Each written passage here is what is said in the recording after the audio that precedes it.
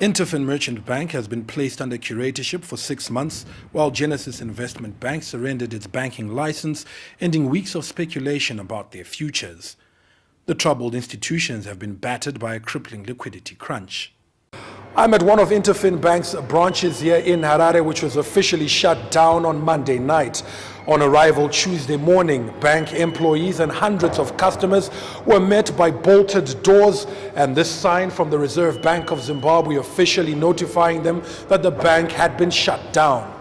According to a report by the central bank, both banks had low liquidity positions, with most of their deposits locked up in non-performing loans and advances. The two banks had failed to settle interbank obligations, and clients had been restricted to daily withdrawals of just $50. The situation has been made worse by the lack of confidence in the local banking sector, dating back to the cash crisis of 2008. As a result, a significant amount of money remains unbanked. There's an awful lot of money circulating in the economy, a couple of billion probably, that goes nowhere near the banks. So that's one of the problems. And this kind of development, as you rightly say, doesn't help.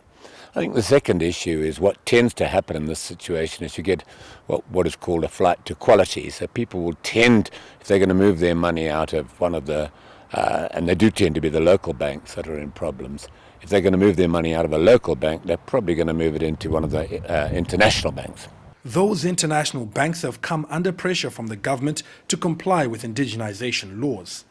The closure of Interfin and Genesis, both locally owned, raised serious doubts about the government's indigenization drive. Other members of government and of the establishment, like the central bank and the Ministry of Finance, have come out strongly against the indigenization of the banking system. And secondly, I think one has to bear in mind that this is largely a political issue and not an economic issue. This is a political play. And I don't think it has any great economic significance. Zimbabwe has 26 registered financial institutions. The two banks that have been shut down are relatively small, commanding about 3% of the total banking market. While the immediate impact may not be far-reaching, the failure of the two banks does little to inspire confidence in a sector that is still recovering from the shocks of 2008. Farai Mwakutuya, CCTV, Harare, Zimbabwe.